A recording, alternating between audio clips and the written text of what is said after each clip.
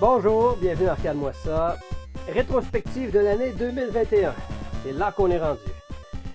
On est le 26 décembre 2021 et moi aussi dans mon atelier qui est littéralement surchargé de motos et ça sent l'huile ici. Je ne sais pas s'il y en a une petite qui fait des flaques à terre, mais ouf, ça sent le gaz par bout. Et ouais, je peux pas ben juger le monde qui accumule les motos parce que de mon côté, c'est pas ben mieux en ce moment. Hey, hein? What a sight!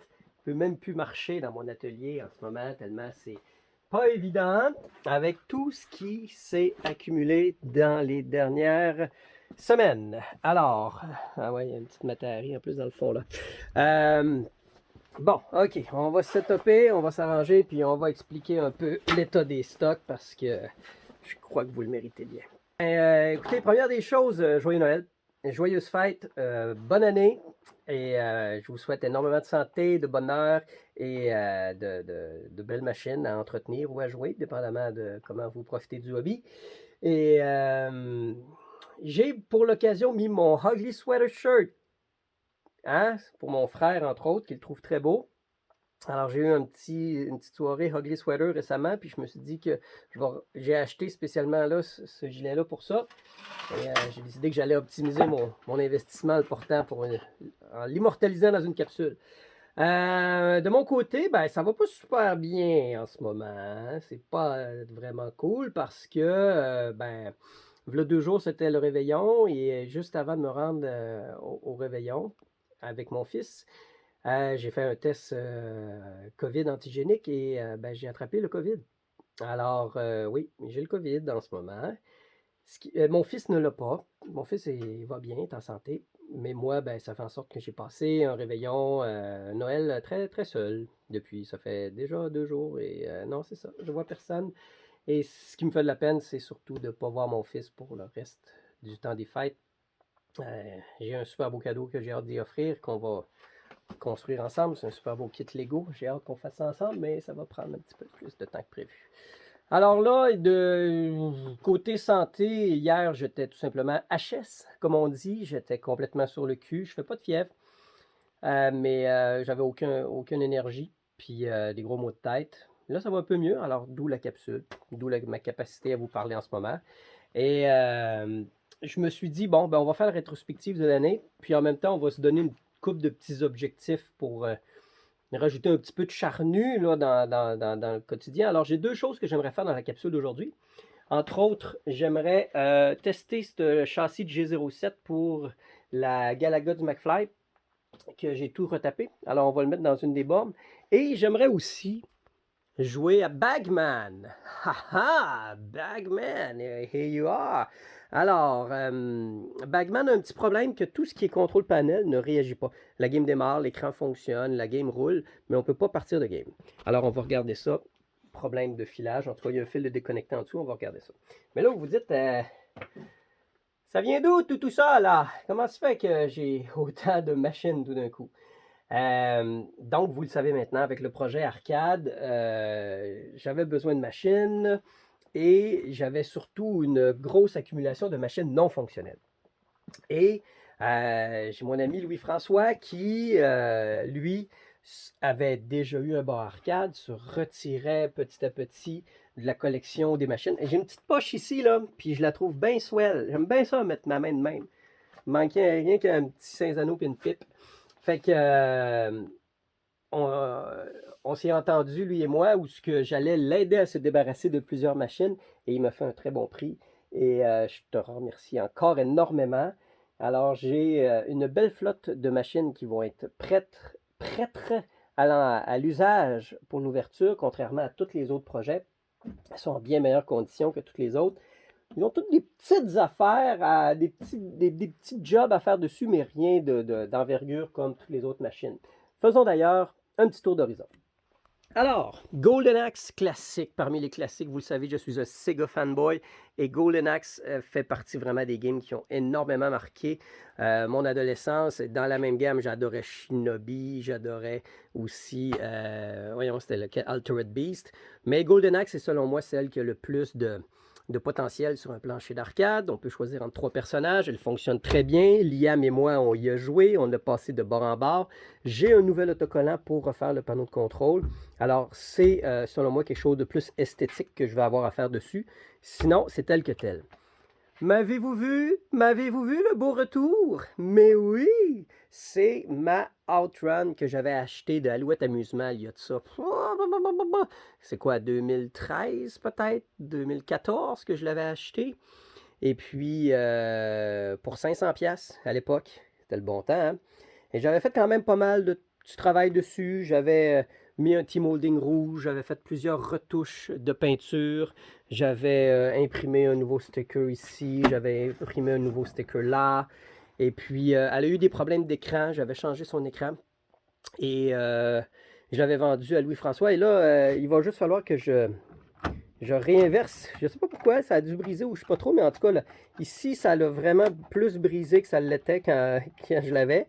Et ça a été installé à l'envers, alors je vais y faire une rotation et remettre le joystick droit par la suite, mais sinon, elle fonctionne très bien. Pole Position 2, c'est carrément un don de Louis-François. Merci beaucoup. Vu que c'était genre acheter 7 machines, recevoir la 8e gratuitement. L'écran démarre, mais le PCB ne fonctionne pas. Alors sûrement que ça doit être dû à un des AR2 à l'arrière, parce qu'il y a quand même 2 AR2 dans cette machine-là. Et ça semble être un problème d'alimentation. Donc, on verra pour la suite. Sûrement qu'elle ne sera pas sur le plancher à l'ouverture, mais je suis extrêmement content parce que j'aime beaucoup Pole Position dans sa manière d'être tellement violent et tellement vorace. C'est vraiment une game sans merci, mais quand on prend le temps vraiment d'être très bon, ça devient un excellent challenge. Ce qui est important avec Pole Position 2, c'est d'avoir un chum qui veut essayer de battre ton temps. Là, ça devient vraiment intéressant. Simpsons, mon Dieu, que dire? C'est une des games avec laquelle j'ai tellement joué avec mon ami Mathieu Duhem, entre autres, et Gérard à l'arcade dans les années 90. Celle-ci est une reproduction fidèle. Le cabinet, tout est neuf. Tout est neuf. Et c'est un écran LCD, fonctionne bien. Le seul problème, c'est que le Python pour ajouter des crédits de Marge ne fonctionne pas. Les sprites ont un petit problème, alors peut-être la RAM, c'est-à-dire tout ce qui est les personnages qui se déplacent ont des petites hachures de lignes à l'intérieur, ça sera à voir. Mais elle roule sur un PCB bootleg. Je vais essayer de faire un petit peu de lumière là-dessus. Là. Alors, on a un PCB bootleg de Simpson, convertisseur vidéo pour l'écran LCD. Ça a été un coup de foudre pour Liam. Il a vraiment adoré la game. Il a fallu que je retienne parce que sinon, il allait y passer au travers d'un seul coup. Double dragon dans son cabinet Taito original, ce qui n'est pas nécessairement très commun. C'est même la première fois que je vois une double dragon dans son cabinet Taito original. J'en ai mis à peu près 4-5 dans ma vie, puis là, je suis content de dire qu'elle, c'est son cabinet Taito. Et elle a démarré une première fois, puis quand on a voulu rejoindre une deuxième fois, elle ne démarre plus. Alors, sûrement un problème d'alimentation ou de connecteur. Le transport, c'est jamais génial pour une machine. Alors, j'ai l'impression qu'elle en a souffert un petit peu. Super Street Fighter 2, en fait, c'est un cabinet Dynamo qui a Street Fighter EX. Alors, je vais voir pour l'instant. Sûrement que la game, je vais la mettre sur le plancher en la faisant rouler Street Fighter EX. Le temps que je trouve un PCB de... J'aimerais beaucoup avoir Super Street Fighter 2 Turbo, en fait. C'est ce que je voudrais, avec le sticker sur le côté. Et là, c'est un LCD qui roule. Est-ce que je serais du genre craqué à me dire je vais mettre un CRT dedans pour plus. Ah, je ne sais pas trop. Mais je suis très content d'avoir un super ultra beau cabinet Dynamo. Je trouve que c'est des cabinets qui ont marqué l'histoire de l'arcade et je suis content d'en avoir un. Il va y avoir du travail à faire, genre mettre les dust covers en dessous du control panel. Et ça devait pas être vraiment cool de jouer à deux parce que, ou je sais pas si c'est à cause du transport, mais Mais j'ai plus le bloc ici qui fait en sorte que la deuxième joueur marche. Alors, on peut juste jouer à 1 en ce moment. Coclong, vous voyez ce que je veux dire? Le E-clip a lâché et ça a fait perdre le petit bloc. Quand je parle de petit bloc, là, je parle de truc ici. C'est lui qui active les boutons. Je l'ai perdu. Je le trouve nulle part. Alors, Miss Pac-Man, elle aussi, c'est un cabinet Ripro. Tout est neuf. Tout a été refait à neuf. Donc, c'est pas la Coin Door originale. C'est pas une Coin Door Midway. C'est, encore une fois, ça fonctionne sur un LCD. Il y a un côté de moi qui aimerait au fur et à mesure la remettre le plus original possible. J'aurais pratiquement envie d'y remettre éventuellement un T-molding noir, des braquettes ici, refaire une vraie impression de marquee avec les vraies braquettes de métal. Et puis un meilleur sticker parce que le sticker n'est pas vraiment fidèle à l'original. Les couleurs non plus. En tout cas, je ne sais pas trop, mais je suis content comme elle est. Elle joue très très très bien déjà en ce moment. Mais peut-être qu'éventuellement, j'y mettrai de l'amour, mais juste le fait que, tu sais, les stickers, tout est neuf, tout est clean. C'est vraiment un très très très bel item déjà comme c'est là. Alors, ça fait le tout. Ah, puis tiens, l'autre machine qu'on est allé chercher d'ailleurs aussi pendant la même fin de semaine. Regardez-moi ça, une magnifique machine à café Seiko double qui est franchement très jolie. J'adore le modèle, on l'a eu pour un excellent prix, quand même assez grosse. Ça prend de la place, mais ça nous en prend une pour le bar. Alors, ça va être l'apprentissage d'apprendre tout comment elle fonctionne et tout. Mais c'était essentiel, alors on en a profité pendant qu'on avait le camion. OK. Alors, sur ces bonnes paroles, attaquons-nous avec c'est le bordel. Ouf, ça paraît que je suis pas assez ici souvent, ça me déprime. Des fois, je viens dans mon atelier, je fais comme oh là là, quand est-ce que j'aurai le temps? Alors, ben là, le fait d'avoir le COVID puis d'être chez soi, ben, ça m'oblige à être un peu plus souvent ici. Alors, voyons Bagman. Là, en ce moment, ce que j'ai comme problème, ça c'est bien fait en ce moment. Bagman, son problème, c'est qu'il manque le panneau avant ici. Mais c'est cool, hein? C'est un tiroir qui se tire comme ça. C'est vraiment facile d'accès. Et là, ce que je veux, c'est entre autres, je sais qu'il y a le fil ici qui devrait aller s'installer dans le connecteur qui est là. Alors, j'ai imprimé les plans. Je vais faire mes recherches pour savoir exactement, selon le code couleur, où est-ce qu'il va. Puis, ça va être déjà une bonne étape de le mettre à la bonne place. Avant de m'attaquer à la connexion ici du power, qui je crois pas devrait être responsable du fait que le contrôle panel ne fonctionne pas, mais quand même, avant de m'attaquer à ça, petit détail, j'ai mis du tape électrique sur chacune des petites fenêtres des EEPROM ici. C'est très peu probable que la lumière du jour puisse venir à l'effacer, mais bon, tant qu'à faire. Ouais, au prix que ça coûte, aussi bien les mettre. Puis l'affaire que je fais comme, what the fuck? Je me rappelle pas exactement c'est quoi le clamp. Comment ça s'appelle ce petit PCB-là? Attendez-moi 2 secondes. Ok, ça, si je ne me trompe pas, c'est le Schematic Clamshell Filter PCB Board. Ok? Alors, c'est le filter board qui était vissé directement sur le petit papier aluminium qui sert de ground. Alors, ça veut dire qu'il était vissé direct, alors que, what? Je comprends pas comment la game pouvait fonctionner. Alors, ce PCB-là, il me semble qu'il doit être assez important, merci. Bref, je vais le mettre sur des petites pattes, mes fameuses petites pattes que j'ai imprimées en 3D. Je vais le surélever pour éviter tout potentiel court-circuit. Peut-être que c'était une des raisons pourquoi on avait de la difficulté à partir d'une game, mais je vais au moins enlever cette variable-là de l'équation. J'avais espoir que le très succinct manuel de 11 pages de Bagman allait me donner le schéma électrique, le pin-out de chaque connexion, et finalement non. Alors j'y suis allé à tâtons et en fait la game roule, voyez-vous, l'écran est nice quand même, les couleurs sont bien. Alors ma première chose que je voulais faire, c'était de vérifier est-ce qu'on est capable de mettre des crédits à la main ici. Il y a un bouton qui a été rajouté aussi, qui fait très bien. Et donc, j'ai regardé c'était quoi le fil qui était commun à tout ceci. C'est un fil qui est blanc-vert. Même chose aussi pour les lumières. Alors, c'est un ground, mais il y a 2 grounds. Il y a 2 grounds blanc-vert. Il y a un ground pour les lumières et il y en a un pour les ajouts de crédit. Et celui d'ajout de crédit, c'est bel et bien le blanc-bleu qui se trouve ici. Alors, celui-là doit simplement aller au ground qui est là. Alors, je vais lui faire une petite connexion Molex. C'est quand même cool et rare de voir ça, mais sur le PCB du Power Supply, on a exactement la fonction de chaque pin-out. Alors, c'est peut-être pour ça qu'ils se sont dit, on ne le mettra pas sur dans les instructions.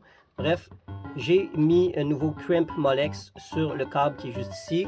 Et normalement, si j'active la petite switch ici, ça devrait ajouter des crédits. Hey! Pourquoi tu crédites pas? Ouais, ben... Un petit peu mêlé, là. OK, je vais vous résumer mon fil de passé parce que ça m'embête, la petite cochonne. Alors, après investigation, le fil associé à acheter des crédits, c'est vraiment le fil blanc et orange. Le fil blanc et vert, c'est vraiment le ground. Le fil blanc et vert qui s'en va sur le bleu et blanc, qui s'en va donc bel et bien dans le ground ici. Et j'ai fait un test de continuité du ground qui part d'ici, qui s'en va là, et qui passe par ici, et qui s'en va au board. Alors j'ai fait vraiment un test de ground du PCB jusqu'au ground ici, et ça passe. La continuité est bonne. Après ça, j'ai pris la continuité du fil blanc-orange qui passe ici, qui devient le orange-bleu. Alors le orange-bleu s'en vient jusqu'à la pin 8 ici et passe à travers le RF shielding, passe jusqu'ici. J'ai testé, ça se rend jusque-là. Évidemment, je n'aurai pas de continuité ici vu que j'ai des résistances. Mais si je prends la sortie des résistances, j'ai une continuité qui passe par l'espèce de petit interconnect qui s'en va là et qui s'en va sur la pin numéro 8. Alors, ici, j'ai de la continuité et de là, j'ai de la continuité jusqu'ici. En ce moment, le seul maillon faible possible que je vois, donc, ça pourrait être ici parce que non, ça ne fonctionne toujours pas. Mais si j'utilise des alligator clips pour faire juste un petit jumper entre le ground et le coin, voyez ce que ça donne. Alors, avec quelques reprises, évidemment, j'ai fait ça off-camera parce que je pouvais pas, j'ai pas 3 mains, mais j'ai pu me rajouter des crédits, voyez-vous? Alors, ça prouve qu'il n'y a pas de problème d'interfaçage sur le PCB pour être capable de comprendre quand un 25 sous est ajouté. Donc, on est capable d'ajouter des parties. Alors, on a vraiment, selon moi, à faire un problème qui est lié à l'interconnect ici, parce que sinon, là, je ne vois pas d'autres variables que ça. Alors, c'est vraiment pas l'envie qui me manque de refaire tout le harness, le connecteur harness. En plus, juste pour me le faire, ça c'est un 22 pins et ça c'est un 18. Alors je peux pas prendre le harnais puis aller le mettre là comme on peut le faire avec les arcades Nintendo où ce qu'on peut très facilement se débarrasser du RF shielding. Alors ça impliquerait qu'il faudrait que j'analyse parce que sur le Internet, j'ai le pin-out à la sortie du PCB ici, mais je n'ai pas le pin-out à la sortie là. Alors, ça m'obligerait vraiment à faire beaucoup de déductions, à savoir exactement quel fil est associé à quoi pour le remettre à la bonne place là-dessus et pouvoir me connecter sur le PCB et me départir du RF shielding superflu qui était une exigence des années 80 et qu'on s'en bat les burnes maintenant. Alors, ce que je vais faire, je vais m'amuser, voir. Je vais m'amuser à mettre juste un petit jumper qui passe par-dessus les résistances de bord à l'autre comme ça. Voir si ça fonctionne. On va le faire, hein? Regarde. On va checker, voir pour le fun. Alors, est-ce qu'on est capable? Je sais que c'est cette pin-là. Ici. Et cette pin-là. Et voilà. Est-ce que ça ajoute des crédits? Ben oui, toi! Ah! Ben voilà, ça marche! Est-ce des RF shielding de queue? Hey, là, je suis embêté. J'ai retiré le RF shield. J'ai vérifié les soudures en dessous. J'ai rien trouvé de cassé nécessairement. Et j'ai pris une lecture en ohm d'ici jusque-là. Et le courant passe. Et c'est des résistantes à peu près 230 quelques ohms, ou je sais pas trop. En tout cas, j'ai à peu près 575. Bref, les deux valeurs s'ajoutent en fonction des valeurs des résistances.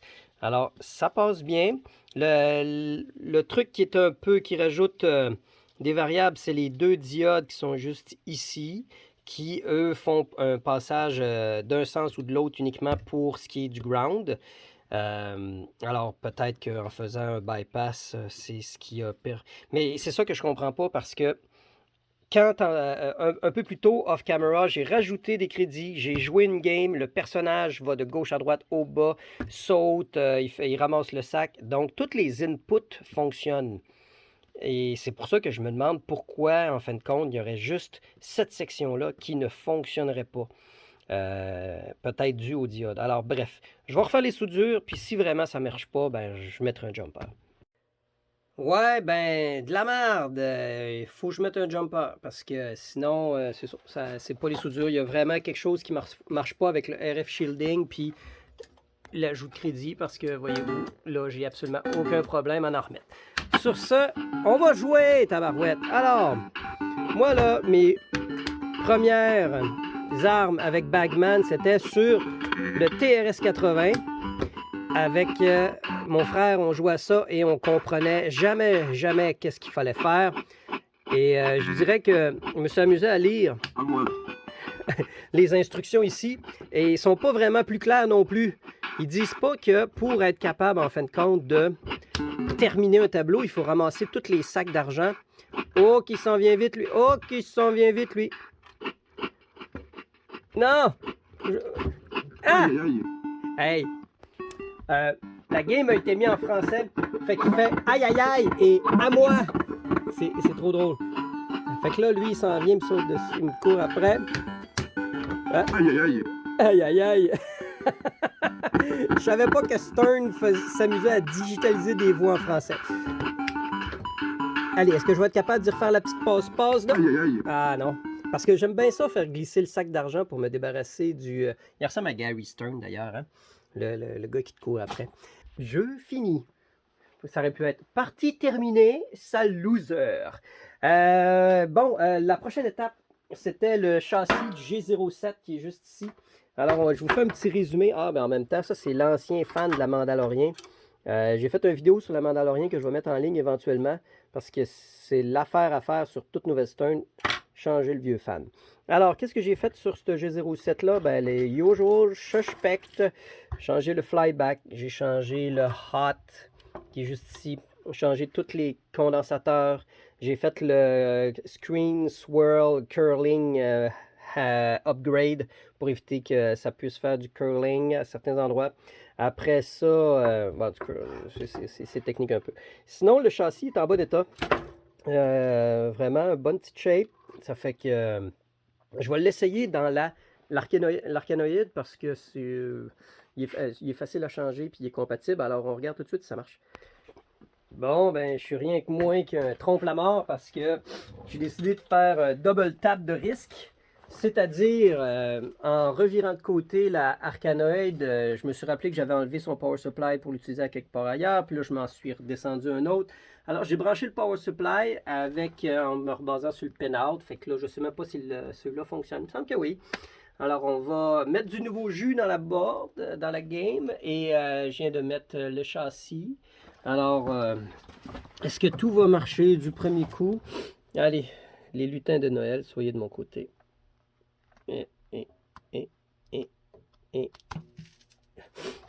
Oh, j'ai l'impression que mon 5 volts va peut-être être fort un peu. La lumière rouge est très rouge. Puis j'ai du high voltage dans mon châssis. J'aime ça. Je l'ai entendu s'énergiser. Oh! Yeah! Wouhou! C'est cool ça. Nice. Il va y avoir des petits ajustements à faire, genre du flyback, du focus et du lightning, du petit twirl et tout, là, mais bon, écoutez, je vais ajuster mon 5 volts, être sûr que tout est beau, mais c'est une bonne nouvelle. Ah, donc, sérieux, je file pas de temps pour faire les ajustements d'écran. Mon power supply était à 5.2, fait que c'était pas si pire. Fait que ça, c'est ajusté. Puis, je vais ajuster tous les paramètres de l'écran quand il va être dans la Galaga. Parce que c'est vraiment le signal vidéo de la Galaga qui va faire foi de tout dans l'histoire. Bring, bring, bring, bring, bring. Brang, brang, brang, brang, brang. Fait que, ben écoutez, c'est quand même une bonne journée de travail. Fait qu'on va fermer ça, puis on va continuer avec la rétrospective de l'année. Cool, cool. Je suis surpris d'avoir réussi à abattre un peu d'ouvrage aujourd'hui, vu mon état. Bagman réglé, ça a été beaucoup plus long que prévu. Arcanoïde, beaucoup moins long. Alors ça, c'est un beau soulagement de voir qu'un châssis fonctionne comme ça du premier coup. C'est nice. Il va me rester à ajuster le B+. Encore ça, une fois, je vais faire ça sur la Galaga. Sinon, rétrospective 2021. Mais quelle année! Quelle année de fou! Si on se rappelle, début 2021, je travaillais sur la Gilligan Island, qui a été un énorme projet. Et j'étais très fier du résultat. Je l'aimais beaucoup. Bonne game. Puis le client était très satisfait. Puis j'espère qu'il est encore. Mais ouais, c'était une game qui m'avait fait un peu mal au cœur quand je l'ai vu sortir, quand j'ai fait ouais, ça serait vraiment le temps que je puisse avoir des machines de même pour moi. Et après ça, je m'étais promis que j'en reprenais plus, mais je m'étais un peu commis à faire la restauration de la Space Invaders. Donc je suis embarqué là-dessus et ça, je crois que vous savez tous que ça a été beaucoup plus charnu que prévu. J'ai réussi à la terminer un peu d'avance avant de partir en France. Et mon voyage en France a été, écoutez, une mégosserie sur le Sunday. Premièrement, je ne pensais pas être capable de revoyager avec toutes les histoires de COVID. Premièrement, je ne pensais pas être capable de voir mon frère et de voyager avant un maudit bout de temps. Alors, vraiment, toutes dépenses payées là-bas, c'était extraordinaire. Et ça a fait un bien énorme, même si c'était physiquement exigeant. Ça n'a même pas paru tellement j'ai eu du fun. C'était vraiment, vraiment enrichissant. Puis après ça, ben, à peine de retour de France, ça a été le projet du bar qui a embarqué. Aussitôt que je suis débarqué de l'avion, ça a été visite de locaux, confirmer la location du local. Ça a été difficile. Entre autres, on pensait être 3. Finalement, on s'est résigné à être que 2 pour beaucoup de raisons, mais entre autres parce que c'est beaucoup plus simple à 2. Donc, je suis avec mon associé Jennifer, que je connais depuis 4 ans, qu'on est très, très près. On a une super bonne synergie, on a une bonne chimie, on a la même vision de comment démarrer le projet. Ça fait longtemps qu'on se connaît et qu'on en parle. Puis en ce moment, après 4 mois maintenant qu'on est dans le projet, ça va. L'entente est toujours extrêmement là. On a encore la même vision. On passe à travers beaucoup d'épreuves. La plus grosse étant le fait que je sais pas si vous avez remarqué qu'il y a un trou. C'est que c'était un ancien bar de skateboard.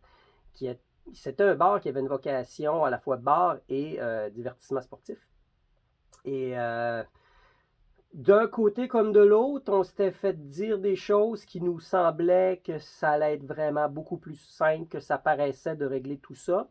Finalement, ça ne l'était pas. Donc, pour le permis d'alcool, c'était plus compliqué et pour le trou, c'était plus compliqué. Pour le permis d'alcool, on n'était pas en mesure de racheter le fonds de commerce et de prendre l'ancien permis parce que c'était un changement d'usage. Alors, eux, ils ont un bar, il y avait un permis bar et divertissement sportif seulement. Et nous, on a un bar, on va avoir un permis bar, restaurant et arcade. Et à partir du moment que tu fais ça, même s'il y a eu un bar avant, tu ne peux pas prendre l'ancien permis. Il faut faire une nouvelle demande.